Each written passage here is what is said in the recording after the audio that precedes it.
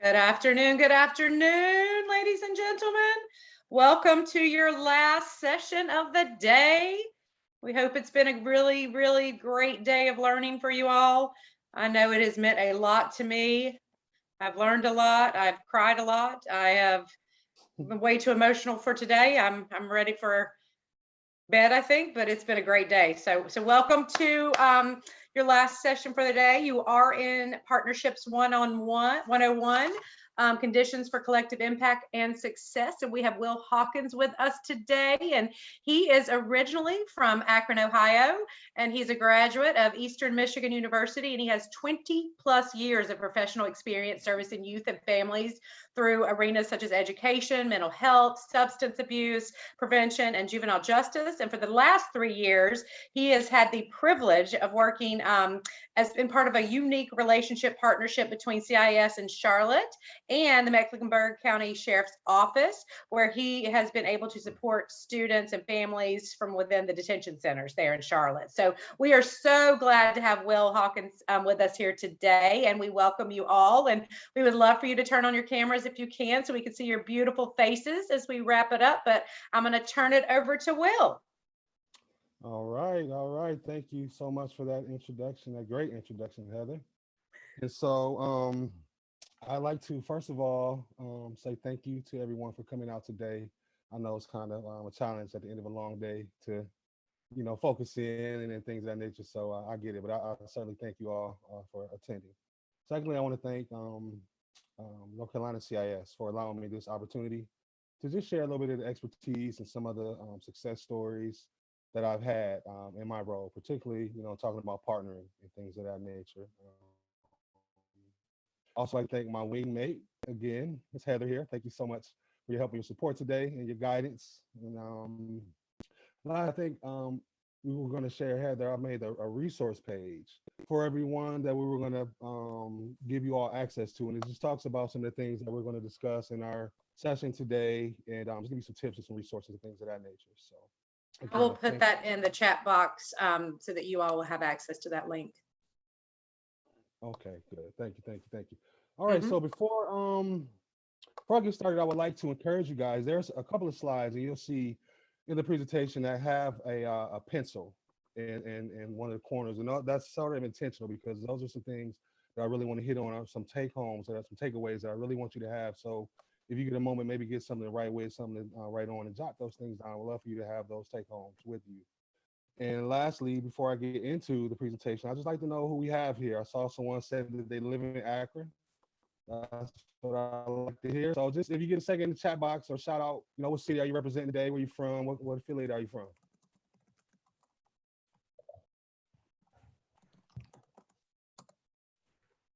Kevin's on mute, but he is with the CIS National Office. Kevin Van Bell, he is the one from Akron, or from Ohio, sorry. He just put it in the chat box. All right, Kevin. All right. Oh boy. Can you all hear me? Is my mic, you can hear me fine? Maybe turn it up a little bit. Okay, well, let me try with. Is that a little better? That's better. Much better. Is that a little better?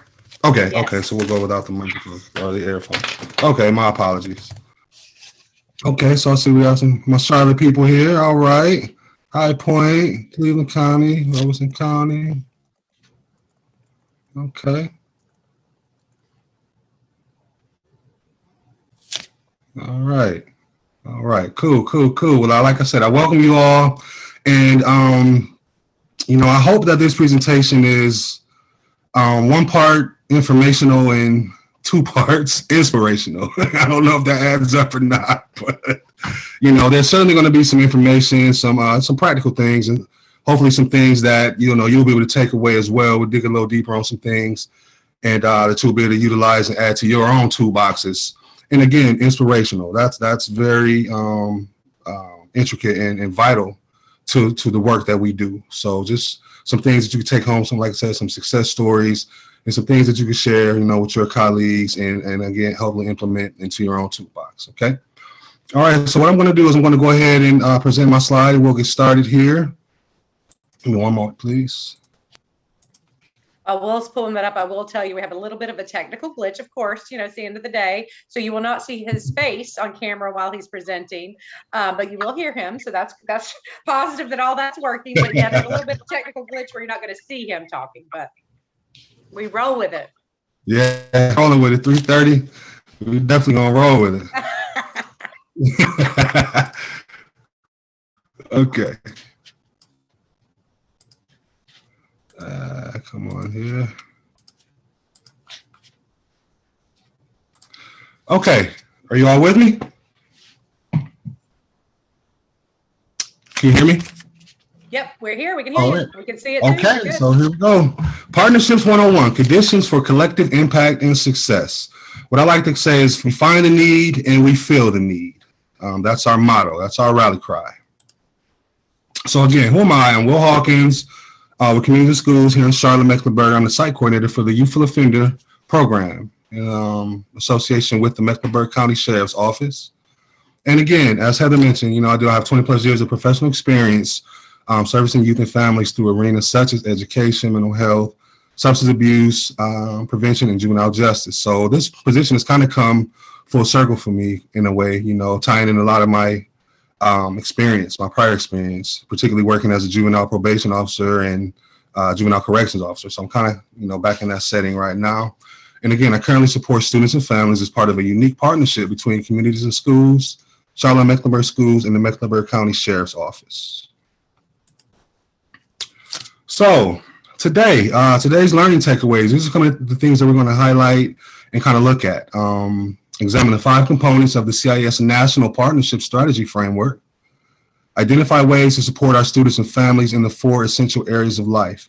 And as we're going along, there are 4 essential areas of life that I have identified that primarily I think we all support our students and families in. And so when we get to those, what I'll do is I'll ask you all to put an answer in the chat box as to how you support that particular essential area of life, or you can also openly answer. And so as we're doing that, Heather, if you wouldn't mind just maybe sharing some of the ones that are in the chat boxes, of course, I won't be able to see them. And then I'll also talk a little bit about ways that I particularly support those essential areas and maybe some of the success stories that we've had in each one of those essential areas as we get to them. And then we're also going to analyze common challenges. And lastly, we're going to highlight what I consider, or what I've called, the 6 steps to success. All right, Community Schools National Partnership Strategy Framework. Again, find the need and fill the need. All right. So look at this little guy here. All right, this handsome little guy. Okay, so these are our kids. These are our babies. These are who we work with. These are who we service. Kids like him, which was me, we all had a variety of needs, growing up, whether it was, pro-social skills, maybe it was mental health, maybe it was mentoring, whatever the case was. I had a lot of hats, growing up. At church, I was, Willie and Daphne's little angel, little baby boy. But in the neighborhood, I was Hulkamania, I was cutting up. I was, raising Cain, as they say. And so I had to get into pro-social skills and sports and stuff. And, my parents staying on me and establishing rules and structure and the structure of sports and things like that. So it really did take a village, as we say, to be a part of my upbringing. And so I'm truly thankful and grateful for that. So again, put yourself in the mind frame of seeing one of your students right now. This is one of your babies that you work with every day. Some of them a little older, of course, depending on the population you service. So that's just what I would like to do. Put ourselves in that mind frame. Okay. So general rules for strategic student and family support.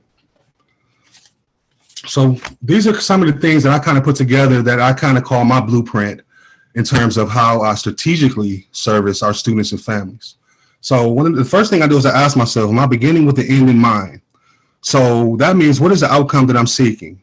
What is the purpose of this initiative? And again, what do I want my ending metrics to show? Okay, could it be higher attendance rates? Could it be higher promotion rates? Could it be, lower conduct incidents, higher test scores? Me particularly, my biggest thing is recidivism rate, is decreasing that recidivism rate. Of course, again, that's with the population that I serve. Secondly, are you a provider, coordinator, or broker? And what that means, if you're a provider, you are delivering the service, you're facilitating that service. I mean, you're teaching the class, things of that nature. Coordinating, arranging for delivery of the service. So those are your vendors, those are your volunteers that you're having come in, recruitment of your school staff, caregivers, things of that nature. And the third is, am I a broker? And am I creating linkage? Am I, referring people or families to community resources? Am I sharing resources, things of that nature? One thing that I do is I send out emails quite often of resources, community resources to my caregivers. So on that aspect, I'm sort of a broker.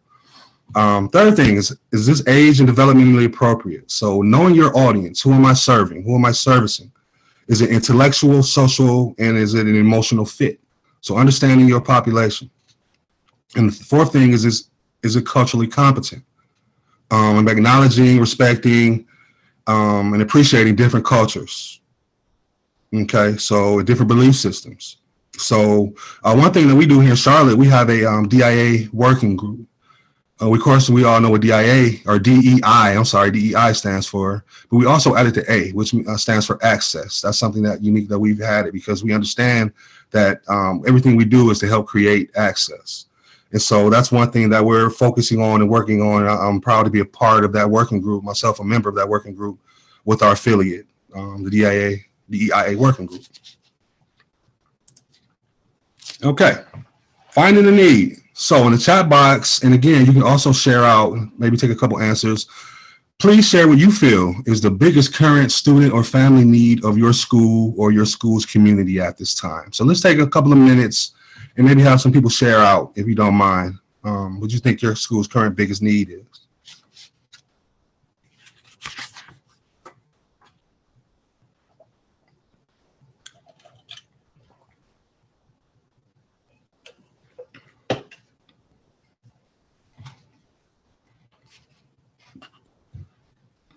I'm watching for the chat box, Will. Okay, thank you, Heather. Mm-hmm. So we've got opportunities for out-of-school activities, employment, youth employment. We've got finding a full partner with a school. We have very little partners from Sharice Rodriguez. Access to technology and the internet from Kenyatta.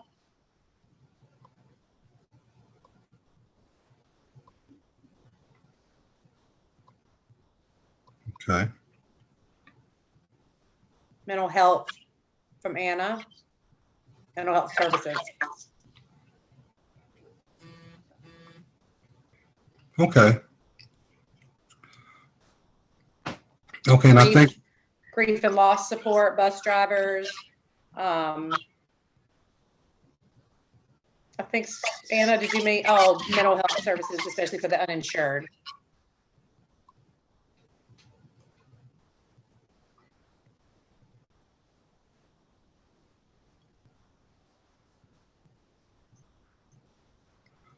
Okay, thank you all for sharing, and maybe hopefully as we're going along, some of the things that we discuss and share can hopefully be an asset to you and sort of, be an answer to helping you support some of those current needs of your school and community. And Judy also said teachers, where we know that's a huge need at this time, but teachers. Mm-hmm. Mm-hmm.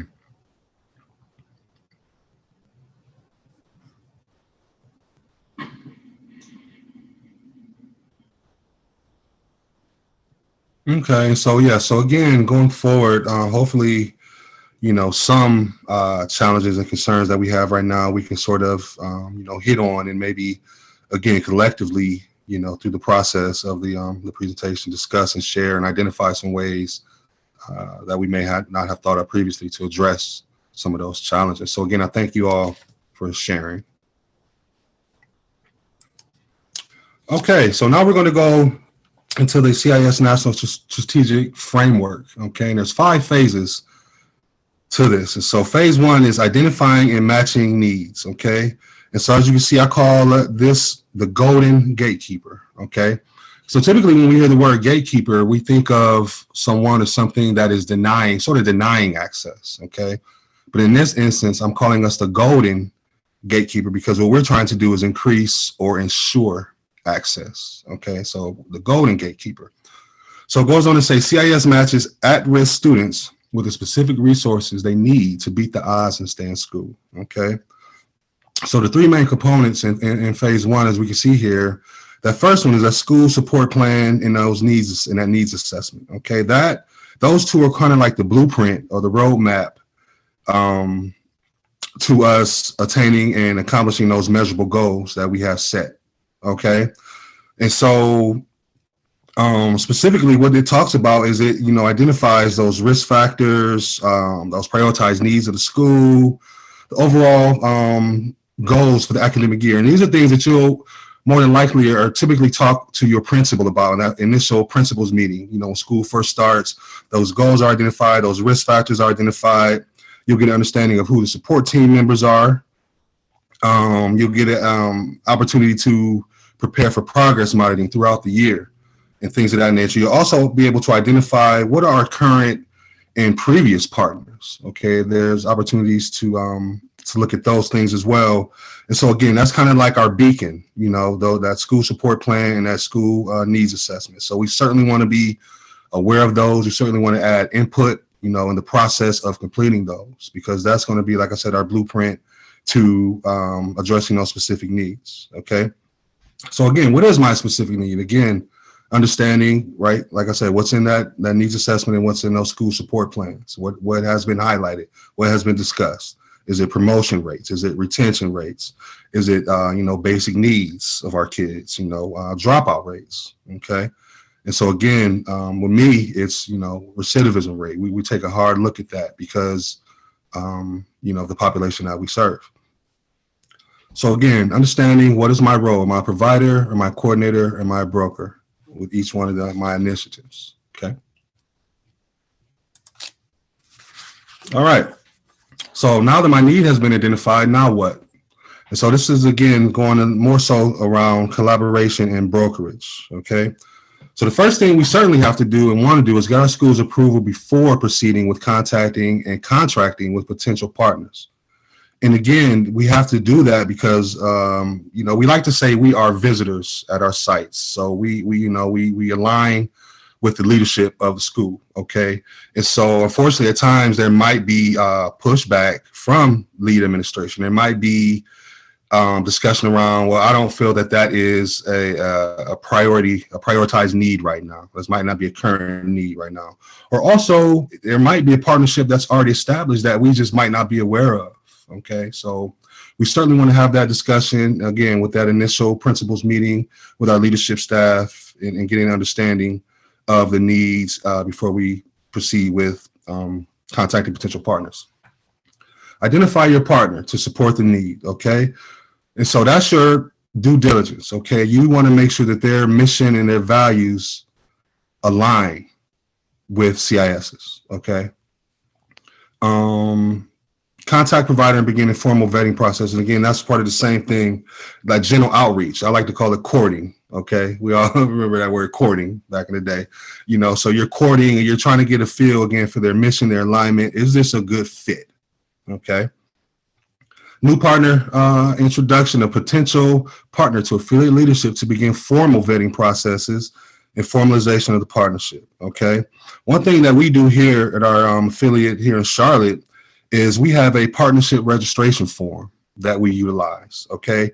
And sort of before we, go into the MOU and things of that nature, we have them complete that partnership registration form. And of course, it asks, the basic questions, name of the agency, contact people, things of that nature. But there's two very important questions on there that I like. And it asks about what are the services that you're providing and how will this impact our students to achieve academically? Okay, so we take a hard look at that because, again, at the end of the day, we want to make sure that this partnership is a good fit for our students and families, okay? And lastly, we want to take inventory. Okay, what are our assets? What are our current assets that we have right now? Could it be space? Could it be materials? Could it be resources, human resources, okay? So we also want to identify what do we have access to that we could potentially need. Okay, so that's huge. Make sure you take an inventory, understanding what are our assets and what do we need to bring to the table that we may not have right now.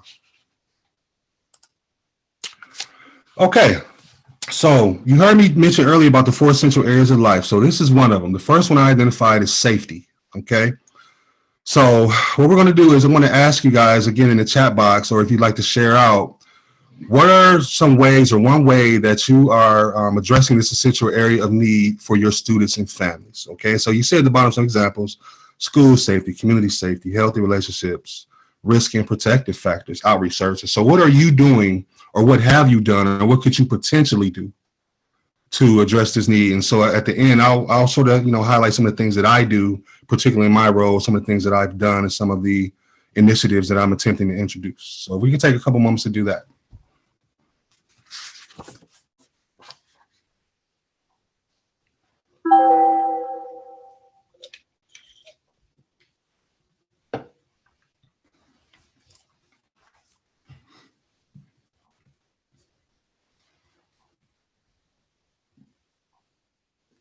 Renee Drake says, I help facilitate a boys group in partnership with CMPD. Okay.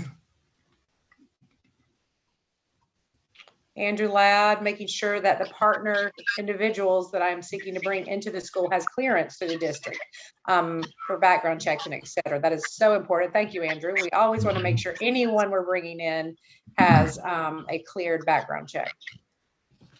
Absolutely. Absolutely.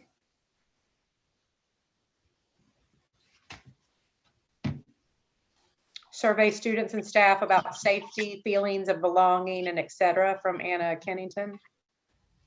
Okay.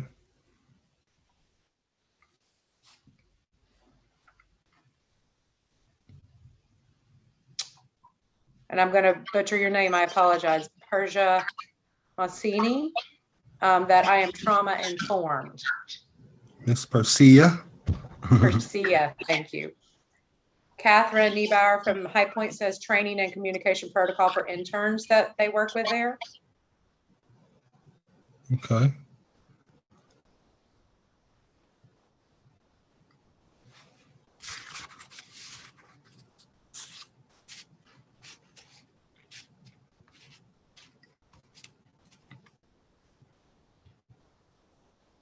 Andrew again says training with partners around suicide ideation, suicide threats, et cetera, and what partners should do in the event that students express such thoughts, comments. Okay. Thank you, Andrew.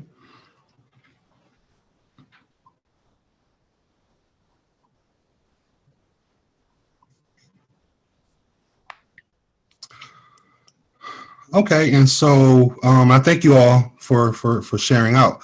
And so some of these that I'm going to add as well, you'll certainly see if you get an opportunity to access that resource sheet that I mentioned earlier. But excuse me, some of the things that I thought of and considered is we're mandated reporters, so abuse and neglect reporting. We mentioned suicide prevention, runaway prevention, homeless student support. The digital safety online presence is huge. Unfortunately, we had a 11-year-old girl here in Charlotte commit suicide here recently because of cyberbullying. Okay, so that threat is very real and is very huge. So talking to him about cyberbullying, info sharing, even of course we're talking about age appropriate sexting, healthy relationships, communication of school and community safety rules and tips. Okay. And so again, understanding your audience and knowing your audience, some of the things that I do, particularly with my population, is, the overall goal, my goal is for safe community reentry for our students, for the student and as well as the community. Okay. So a lot of my safety protocols and procedures and initiatives result around violence and crime prevention. Okay. So one thing I do is during the initial intake, I do a crisis and safety plan. Okay. Where we're identifying some, community supports. Who are your supports? Who can you turn to in a time of need? What can you do when you're frustrated or angry, as opposed to maybe substance abuse or maybe, hanging out with the wrong peers? What are some things you can do? Can you go to the gym? Can you write poetry? Things of that nature. So we're identifying action steps that they can use as opposed to, again, resorting to unhealthy behaviors. I do a lot of discussion around peer pressure, again, anti-violence, um, avoidance skill building, okay, law enforcement encounters, okay. One thing that I'm doing right now is I have a partnership with CMPD as well as the city with their community relations team. Actually, on the 25th, um, I have a partner coming out from the city who's going to be having those discussions with the kids around, what are your needs in the community? What are your concerns? What are your fears? And so I'm calling it community conversations, okay, just affairs from the heart. And I'm also, like I said, speaking with CMPD to have their community relations team come in as well. The Charlotte-Mecklenburg Sheriff's Office, they have a community team that comes in and does those same things, those same kind of discussions. So we're really looking to give the kids platforms to talk about, their fears, their safety, and their concerns, and turn around and give them, some resources to help and support as far as safety goes. Okay. And again, at the end of the day, my number one thing to them is just surviving the moment. That's my message. I need to just survive a moment, whether it's with a teacher, whether it's with a peer, whether it's with an authority figure, things of that nature. Okay. So a couple of things real quick as far as safety goes that we as professionals can do. I'm sure you're all aware of this TikTok thing going on right now for the month of October. Okay. Where they're supposed to assault a teacher or a staff member or something. And unfortunately, I don't know if y'all heard, I think it was in South Carolina last week, an elementary school student did this. Okay, so in terms of our safety, I want to encourage you all to be aware of your surroundings, be aware of boundaries, okay? And, if you don't feel safe, if you don't feel sure, at the end of the day, protecting yourself. One thing that I do, or is policy in the sheriff's office, I have an advice called a man down that, we as staff members carry. So if something happens, if we're assaulted, if there's peers or student assaults another student, we use that man down to address that. So those are some things for the safety area. Okay, all right.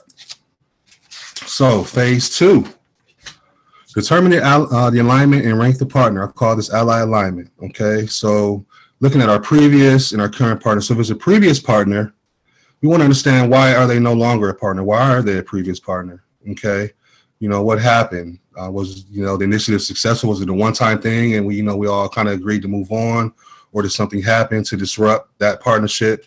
And then again, asking ourselves or figuring out, how can we reintroduce this partnership if it was successful at one point in time? Current partner, what can I do to sustain and deepen this partnership? I call it like massage this partnership. What can I do to sustain and deepen it and continue it and have it be long-term? Okay, a new partner.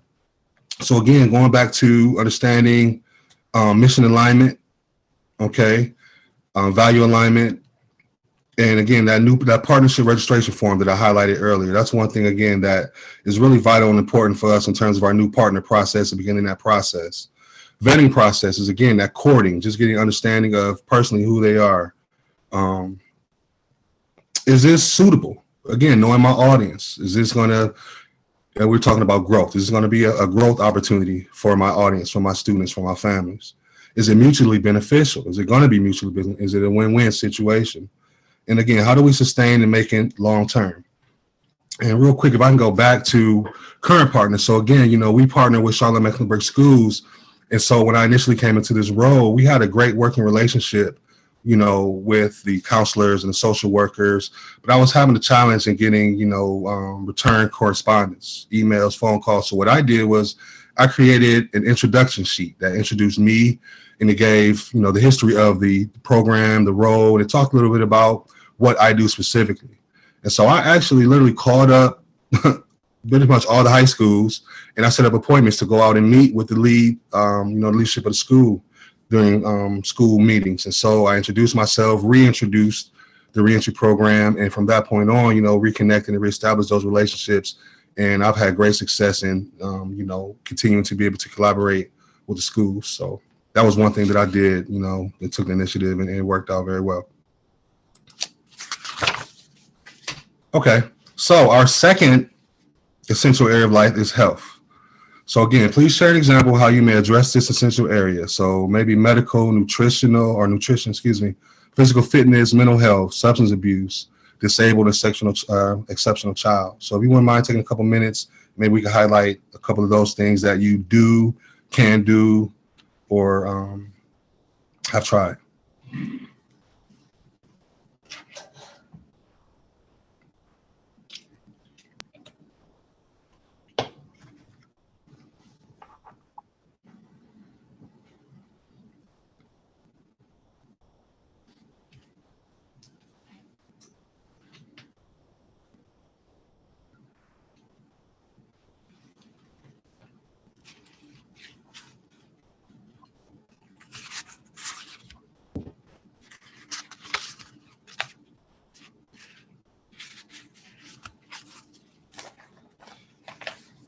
I'm not seeing anything yet. Well, I'm checking.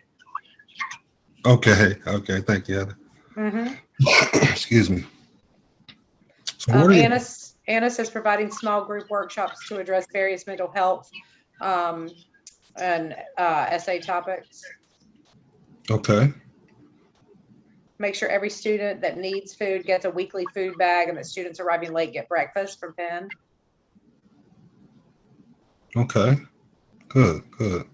Started a food pantry at my school, said Tamika. Providing resources for services to students and families. Providing resources and services to students and families from Kenyatta. Modeling healthy habits, says Anna. I like that. I need to do that more. Complete referral for the SBMH services, says Elena.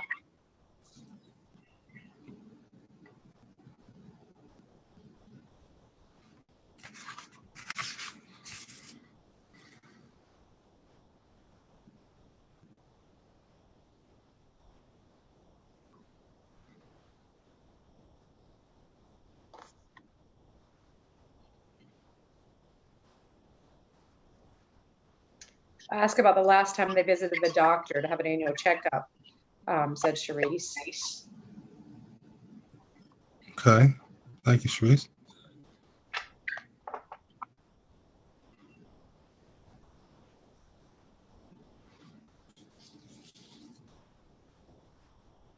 Provided food pantry for the CM, non-CM families, providing opportunities for physical activities and sports outside of school.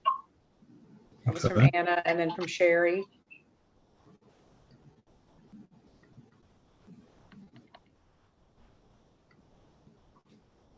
Okay, we'll take a couple more seconds for this one. Sharice says she inquires about insurance status and the need for medications, local doctors, specialists, events.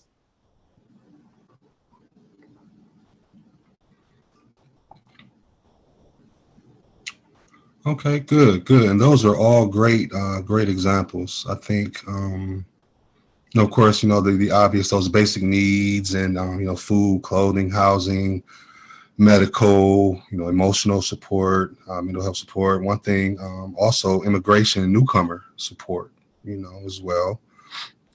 Employment, financial literacy, those types of supports. And so, in terms, again, of my audience and things that, initiatives that I have worked on, Karen Treatment Center, excuse me, with Miss Moseni, smoking cessation. She does smoking cessation programming for me with the kids. Also, Mecklenburg County's outreach team, Healthy Relationships. I have a gentleman who comes in now. He's doing healthy relationships. We're looking at what are healthy relationships, what are unhealthy relationships, what are abusive relationships. Because unfortunately, a lot of our kids, or particularly my kids that I work with, they come from backgrounds to where that toxicity was normal.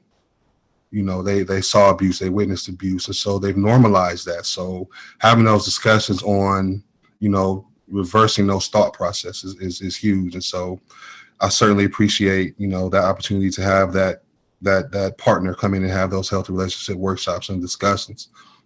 Another thing, again, is particularly talking about, employment and financial literacy, our young people. And again, this is, looking at my population or my audience. Well, Mr. Hawkins, if you don't want me to do this, you don't want me to do that to make money, what are you going to do to help me make money? Or, so I have reintroduced actually a partnership with the Mayor's Youth Employment Program. And so basically, I don't know if anyone's familiar with that program, but it gives the kids career experience as well as support towards upward mobility. And so it's kind of like an internship, but they get a stipend at the end of the completion of the program. So they're going to be coming in, and we're going to be making referrals to that program as well. So in terms for us collectively, one thing we can do, I had a colleague mention, and this is a great idea, contacting the mental health department, your county mental health department, speaking with those social workers and letting them know who you are, who we are, what we do, what our needs are, and seeing if you could potentially attend, one of their staff meetings and get on the agenda and say, hey, I'm Will Hawkins with CIS. this is what we do, this is what I need. And so building that relationship and that linkage to community resources and getting on those email correspondence, and so I think that's a great opportunity to learn more about community resources in terms of helping and supporting the health component.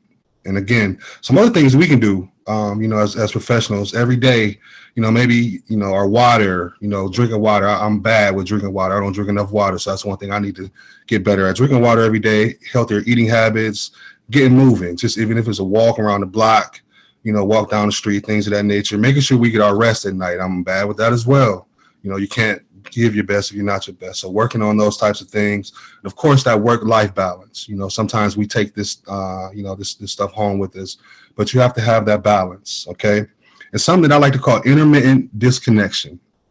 Rest, recover, recharge, and then re-engage, okay?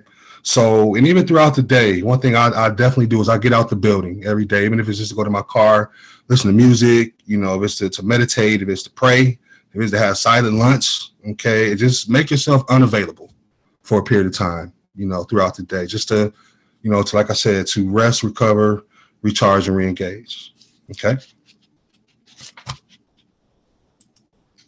All right, so the next step is, Phase 3, formalizing the partnership.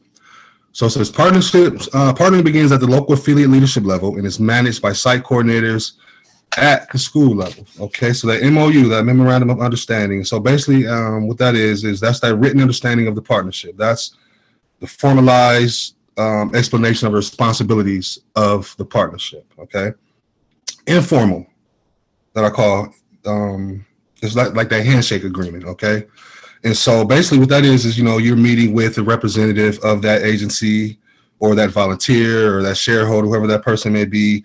You're sort of, again, that courting process. You get an understanding of what the needs are, understanding what the responsibilities are going to be, the logistics of this particular partnership or this particular initiative, okay? We may be talking about what days we want to have the initiative, what, the times that we want to have, what are our roles going to be, what our responsibilities are going to be.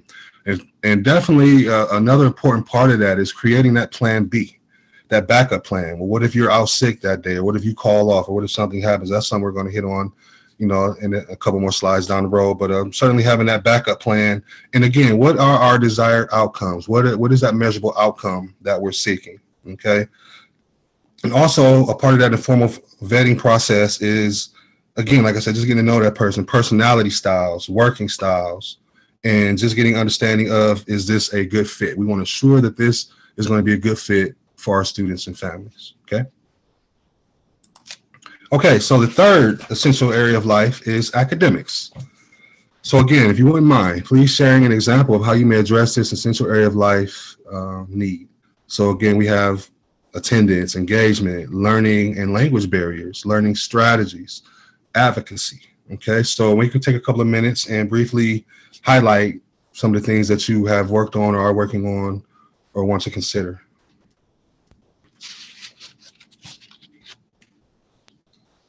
Anna said helping students understand their own academic mindset and areas for growth. Mm-hmm. Great. Thank you, Anna.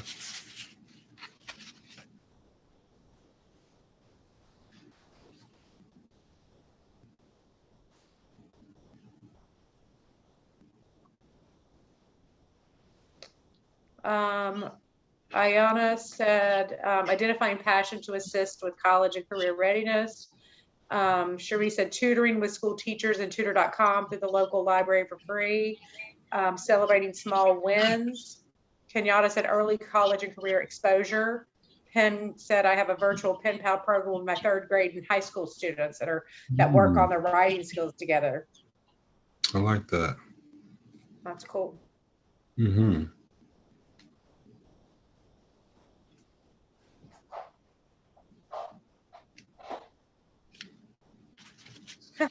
Anna said pens, pen pals. I love that. Pens, pen pals.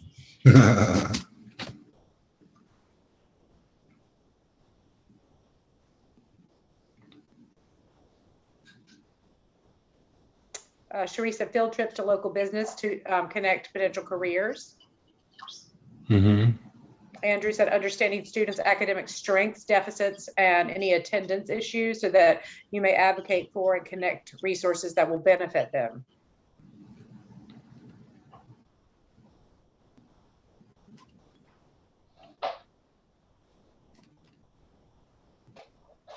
Okay, great. And so thank you all for those. And so again, we have the, like I said, the ones here at the bottom are the ones that we typically think about: attendance, engagement, re-engagement, addressing language and learning barriers, those IEPs and those 504s. Library engagement is huge. That's one thing that I really advocate and encourage the kids to do at the detention facility, is to exercise that brain, exercise that biggest muscle in your body while you're here. And so I encourage daily reading. Actually, the way I contribute to that is I'm always giving out inspirational information, whether it's readings about somebody who accomplished something, overcame something, just to encourage them. And so not only are they reading, but they're becoming inspired at the same time. Contact with the school, again, getting in those school support meetings, the school support staff meeting, and sitting down and letting them know what your needs are, understanding what the needs are of the school as well, so you can make sure that you align and make sure that you can fill in those gaps where they are as well. Also, I do a lot of social emotional learning programming and reflective learning programming with my kids. I want them to understand 2 questions I always ask: who am I and why am I? And so again, when they're able to reflect and say, wow, no one in my college, went beyond high school. I would love to do that. I would love to be the first in my family to graduate from college, or even just attend college. Let's start there, and, we'll work towards graduation. So those are ways that I support academically. And collectively, what are some other things we can do? So certainly professional development. I encourage us all to continue to educate ourselves, as well as we continue to encourage our students to be educated. Eventbrite has a lot of webinars, trainings that I love to attend and I sign up for, and just, again, just learning and getting better, so that way I can better support our students and families. Another thing is creating expectant learners. I heard, I think Anna talked about that growth mindset, establishing goals, establishing healthy learning habits. Again, creating expectant learners. And lastly, that advocacy, that's huge. A lot of our kids and students and families are, intersectionalized. We hear that word term a lot: marginalized and oppressed. And so, we'll be transparent. There are some biases, whether intentional or unintentional, in the academic process and processes. So we need to advocate and stand up and speak up and, support and advocate for our students and families. I like to say, raise your voice. When they say you see something, say something. I say, you see something, raise your voice. Okay. All right. So moving along, phase 4, collaborate with your school. So this is for my sports enthusiasts. Okay. So this kind of has like a sports theme. Okay. So put me in the game, coach. All right. So chatter matters. I don't know if you all remember or ever went to like a little league baseball game, and the batter's in the batter's box, and the whole outfield and infield, hey, batter, hey, batter, right? Okay, creating that chatter, because that's kind of like a distraction, okay? But it's getting his attention. And so basically that's what we want to do. We want to get their attention. So talking about CIS, talking about our initiatives, talking about who we are, talking about why these initiatives are important, okay? We want to be a distraction. We want to be a good distraction, okay? Becoming CIS visible. You want to be known school-wide. Who is the CIS site coordinator at the school? Where is their office? Those kind of things. You want to be, someone that they understand, this person is the CIS representative. This is what they do. This is why they're here. This is someone I know that I can go to because they have, these resources for me. So how also do I become CIS visible? Posters, creating signs, welcoming the students, into the building. One thing we did at the detention facility that first week of school, a couple of days, we lined up the hallway. We actually had, some of the top brass come from the detention facility downtown, and they were right there with us. And we stood and we clapped and we cheered these kids on as they walked towards the classroom those first couple of days. And you can see the looks on their faces. They were just like, wow, like all of this for us? Yes, all of this for you, because you deserve it. You matter. and we want you to we want to let you know that we support you and we encourage you. So welcoming them into the building, welcoming them into the lunchroom, things of that nature. When you have a particular initiative, maybe making like a party flyer. We've all seen those party flyers, outside a nightclub, or when you're in college, the welcome back to school party. So maybe creating party flyers, passing those out, distributing those, getting on the school announcements, letting the school know, hey, this is what we have going on this week or in a couple of weeks. We need you to come out. We need your support. Things of that nature. Having raffles, having giveaways, creating like a monthly CIS newsletter or calendar that further explains, these are some initiatives, some of the outreach we have upcoming. We need your support. This is why it's important. Okay, so any of those things, and also talking about, your success stories. Okay, that'll give you an opportunity to share, hey, last month, I don't know if you all recall, we did this. This is what came of it. This is what we did. This is the great work we accomplished. Okay. Coaching staff. Okay. So developing your coaching staff, that's going to be your volunteers. That's going to be your teachers. That's going to be your administration, your students and parents. Okay. So you definitely want to create a lengthy and I can't think of the word I want to use, but just a diverse coaching staff. Okay. Because again, we're working with a diverse population of students and parents. So we always want to be relatable, to our population. Again, that cultural competence. Okay. Recruit your game day roster. So that, again, is specifically maybe tailored to the actual initiative of that day. Okay. It could be, I'm having something specifically for the seniors. It could be I'm having something specifically for the third graders or the fourth graders. It might have a specific theme. For example, October is Breast Cancer Awareness Month. So I might have an initiative or a drive to support that. And I might have, breast cancer survivors come in and be volunteers, things of that nature. So, you want to have a game day roster that's specific to your outreach at that moment. Game day audibles, okay? In football, we call that sudden change, okay? Or in basketball, like a turnover, a fumble, interception, okay? So sudden change. All of a sudden, things are not going according to plan or how I initially planned it. So you want to be able to have that SWOT analysis. What are our strengths, what are our weaknesses, what are our opportunities, what are our threats right now? And be able to, make that flexible decision on the go. Make that improvision on the go. Okay, so the game day audibles, you want to be mindful of those and that sudden change. Okay. Okay, so the last of the 4 essential areas of life is spiritual care. Okay, so please, again, share an example of how you may address this essential area of life. Relationships, self-care, self-expression, social emotional learning, support systems, coping techniques. So we can take a minute or two to share out for that one as well.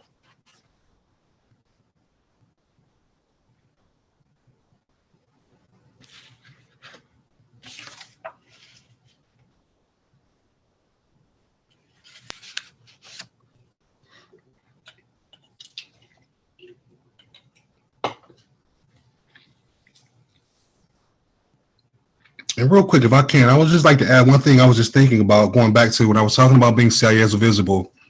One thing that you certainly want to do is be a part of the community, the school community as a whole, meaning if there are opportunities for you to volunteer your time, to volunteer your efforts on behalf of CIS, I would say take advantage of that, whether it's volunteering at the football game, volunteering, to work the concession stand, whether it's chaperoning, because what that does is that turns into reciprocity.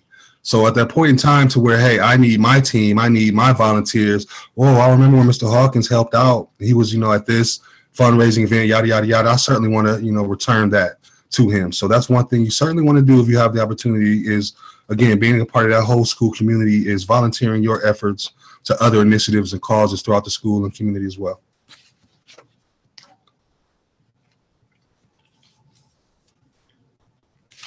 I'm not seeing anything in the chat yet. Oh, Anna said having a space where students can go to decompress, like a Zen garden.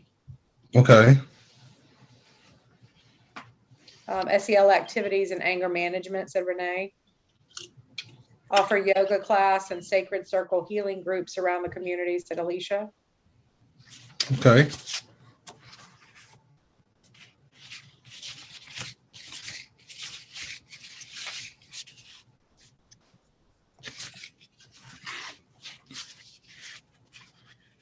All right, folks, and we are certainly coming towards the finish line. I certainly appreciate you hanging in there with us. We're going to get a couple more good things in and we're going to wrap up. But like I said, I appreciate your time and support today.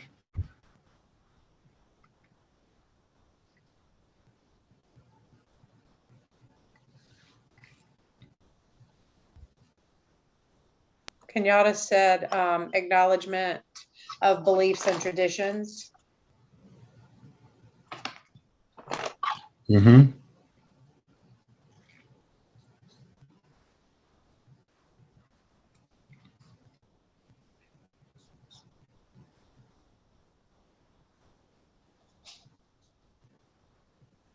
Okay.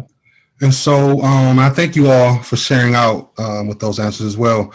But right now, I think we all kind of understand that that spiritual care piece is huge right now, particularly where we are in the world, the things we're dealing with, the uncertainty, the just we're in a scary world right now, so spiritual care, not just for our students and families, but for us is huge. And so, with us being sheltered and things of that nature, like the past year or so, just reestablishing those relationships and those connections is huge. We all need a support system. So I think that advocating and encouraging that is huge. Personal development, opportunities for leadership, self-esteem, self-advocacy, those social skills, reintroducing and re-engaging with those social skills is huge. Emotion regulation. We're always seeing, road rage incidents these days. The slightest thing, you didn't turn on your turn signal and that ticked off somebody. And now, we have a situation. So understanding how to regulate our emotions is huge right now. And again, that intermittent disconnection, rest, recover, recharge, and re-engage. Digital detox. We live this generation is all about technology, even the caregivers and parents. So just encouraging a digital detox, get outdoors, get some fresh air, get off that computer, get off that phone, get off that game system. A couple things, or a few things that I do that I love to do, and I've introduced at the facility is I have, something I call name it and claim it. Okay, name it and claim it. What's stressing you out right now? What can you change it to something that you can change? And now name something that you're currently grateful for. And I like to call that name it and claim it. So it kind of looks, at that process of, yeah, this is bothering me. However, this is still going well for me. Yes, I'm in this facility. My freedom is taken. No, I can't change it. However, I'm still grateful that I'm alive today. Right. I use a lot of motivational interviewing techniques. I use a lot of mood charting, things of that nature, just really getting, again, an understanding of their emotions, the emotion regulation right now. I've also we're going to be introducing yoga and mindfulness. Ms. Moseni, who's here with us, we've contracted with her to come out and teach yoga and mindfulness to our students I believe starting next month. So that's a new initiative that we're looking forward to in the facility as well. And I'm talking about meditation and mindfulness. One thing that I do when I facilitate my programs, at the beginning, at the end of each class, we do a moment of meditation because I want them to be in the moment. They're coming off that pod, that hallway. They might have had a, argument with the officer, argument with the peer. So I tell them, I want you to take some time to open your hearts and open your minds to what we're about to share. And then at the end, same thing. I want you to think about what you learned, what you talked about, what you shared, what you want to take away from this experience from here. Okay. Another thing I like to do is something called going in 60 seconds, check-ins. Okay. We all do check-ins, as site coordinators, we all do check-ins with our students and our families. But I like to literally call it going in 60 seconds. So it's literally like a 60-second conversation, but I'm talking about what's going well at home, what's not going well at home, what's going well at school, what's not going well, what's going well, what's not going well in life. Even though it's 60 seconds, I'm listening closely and I'm asking the right questions throughout that process. Okay. Challenging them to dream. This story right here was just, I don't know what to say about it. We got an email the other day, and I'll be real brief. We got an email the other day about one of the young men who was in our facility in January. He was released, I think, in about June, right? And so he was always carrying around this notebook, and I never knew what he was doing, but he actually wanted to write a book. And so I knew this kid. I knew, he had some challenges with attention, things of that nature, and not getting his way. But this kid was determined. So what he would do is he made an agreement with the teachers. I come in, I do my work, knock my work out, no behavioral problems, and you guys help me with my book.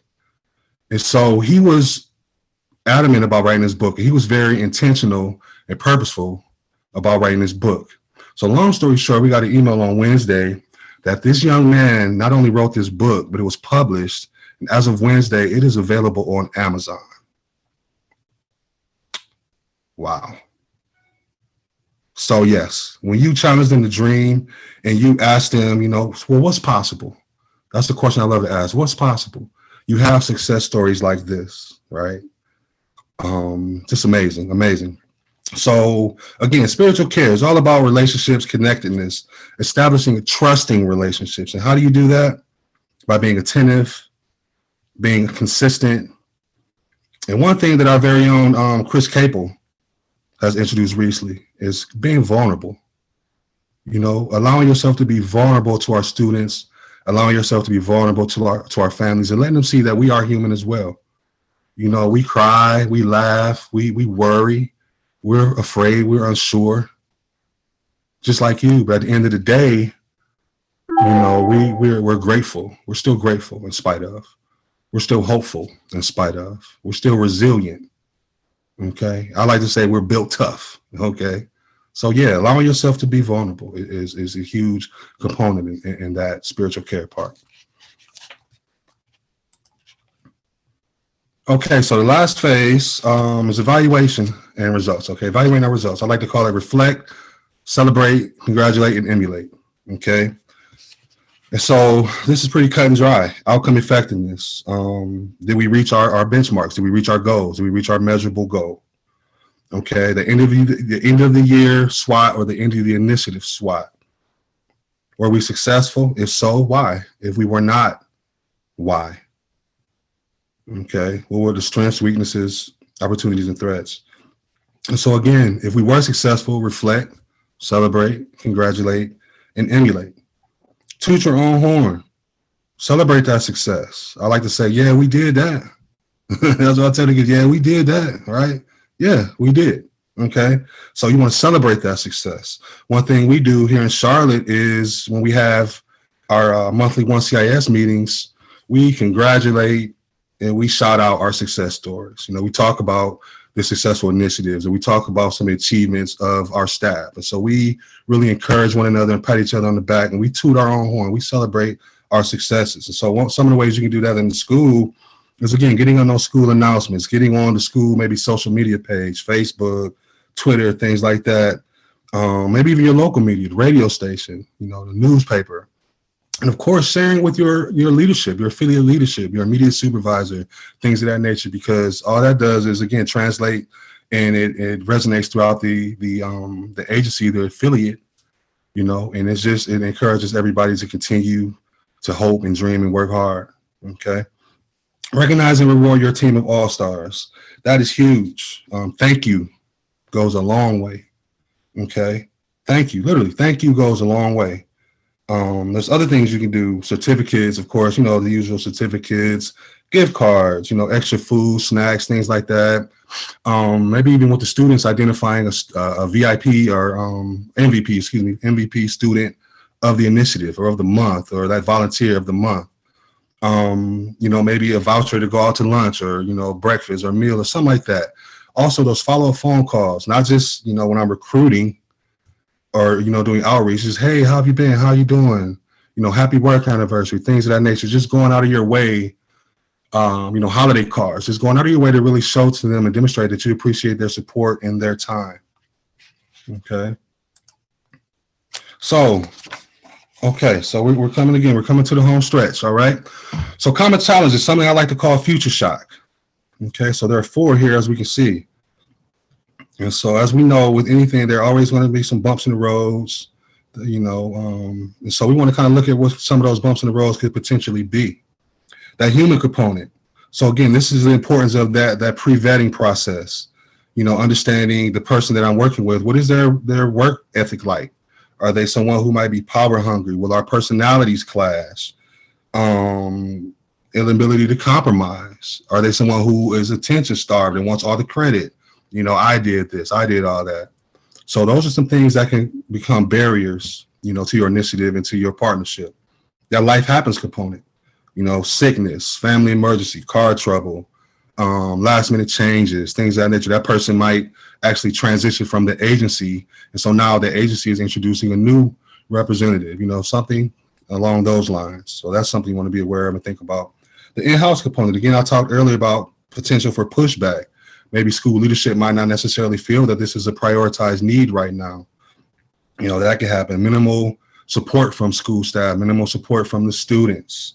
Somebody could sabotage your efforts. You reserve a room, you show up the day of your initiative. Well, that wasn't on our books. No, you didn't do that, So, things happen, things can potentially happen. So that's something you want to be aware of. And my cup runneth over. Okay. Understand your limitations. Understand we all have limitations. Okay. You can't do it all. We can't do it all. Understand that it's okay to share power. Okay. And certainly understand that the word no is a complete sentence. Okay. So yes, understand that, we can share power, know your limitations. And if you have to, be okay with saying no. All right. A couple more here, then we're going to wrap up. So the 6 steps, I like to call the 6 steps to success. So again, begin with the end in mind. What is the measurable outcome that I'm seeking? That vetting process. Is this a good fit? Are we aligned? Okay. The but what if? Okay. And that's going to be, those barriers, those challenges, upcoming challenges. A friend of mine, colleague, introduced now, wow, and how. Okay, what's going good now? What's that wow thing that can happen? Like, wow, I didn't see that coming. I didn't expect that. And then the how do we address it? What is that action that we're going to do going forward to address it? Now, wow, and how. Your 6 C's, okay? Collaboration, communication, compromise, creativity, consistency, and all of those lead to long-term change. Your 6 C's, collaboration, communication, compromise, creativity, consistency, all lead to change. Who has my backbone? I like to call that my hubs of help. My hubs of help. That's your school staff. That's your students. That's your caregivers. That's your colleagues, your other site coordinators, right? Those are your volunteers, your community shareholders. Change, and more change, okay? Flexibility, adaptability, compromise. They all lead to, from uncertainty to growth, okay? Understanding is always going to be change, okay? And so to sum it all up, my recidivism rates, okay? This goes to show you the significance and importance of strategic and successful partnerships. So for 2017, 2018, it was 43%. The following year, it dropped to 28%. The following 2019, 2020, 17%. Okay, unfortunately, with COVID and some things of that nature, it went back up a bit for 2021 to 26%. Okay, but as you can see, without that barrier, that thing called COVID, we had a steady decline, and that was particularly due to great partnerships, great strategic partnerships. Okay, also my attendance rate, 100% attendance rate every year. And I'm going to go out on a limb and say this year, I'm probably going to have 100% attendance as well. Okay. And again, that's due to outstanding and strategic partnerships, I want to say. Okay. So as we wrap up, burnout, compassion fatigue, vicarious trauma. So I just want to give you guys a resource that you can utilize and access. This is the Office for Victims of Crime. As you can see, Vicarious Trauma Toolkit, blueprint for a vicarious trauma-informed organization. Okay. And as you see, again, that work-life balance is huge. You can't give your best if you're not your best. Okay, and this is Mr. Miyagi. He agrees. Lesson not just karate only. Lesson for whole life. Whole life have balance. Everything is better with balance, and that's Mr. Miyagi. Those are his thoughts. Okay, so you know what? I don't know if I can. I'm going to. Heather, I might be able to actually play this. It's like a quick 3-minute video. Let's see here. Okay. Yeah. Yeah.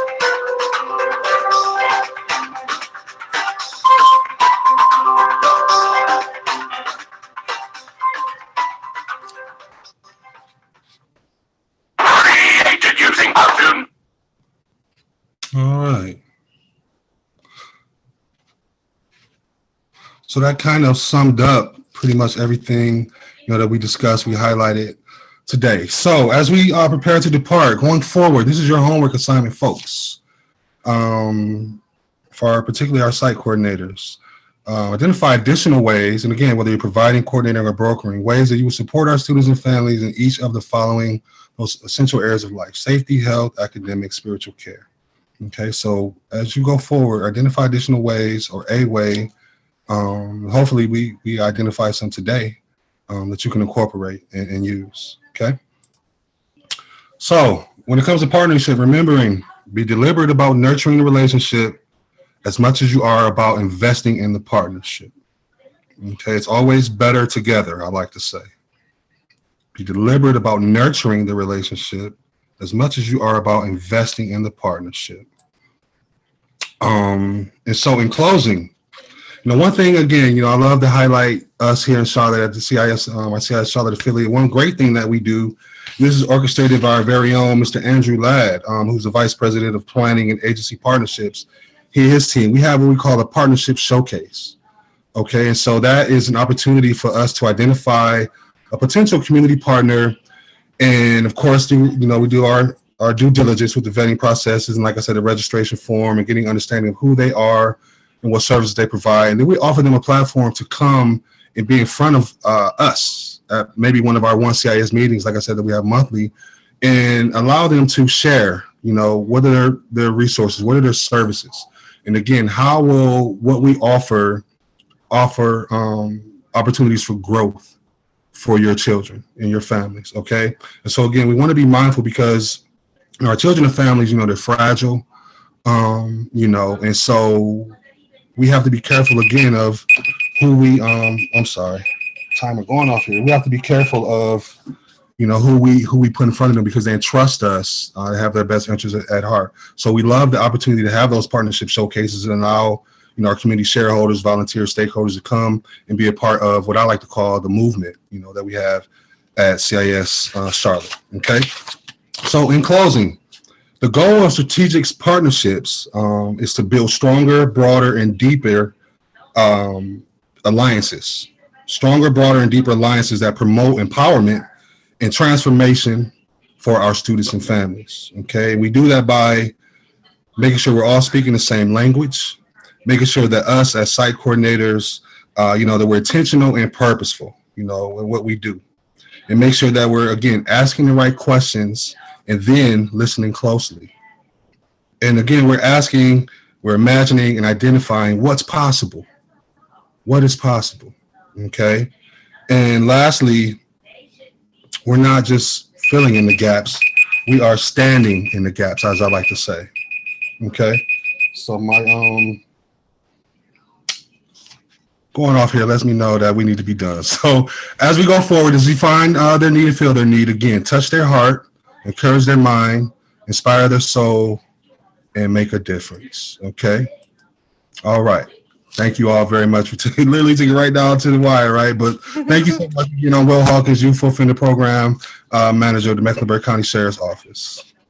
And so I'm going to turn it over to you, Heather, as we wrap up. Thank you so much for that great information. We so appreciate the work you're doing, and we appreciate all of you here on the screen. Thank you all. But Will, great job. And I did put the link to the evaluation form in the chat box. If you can pull that up real quick and fill it out, you'll be done. But we thank you so much again, Will. It was great to see you, and we wish you all a wonderful evening, and we will see you in the morning. Thanks, everyone. Have a great night. Heather, thank you so much again. Thank you all. You're welcome, Will. Have a great one. All right, bye-bye. Bye-bye. You too.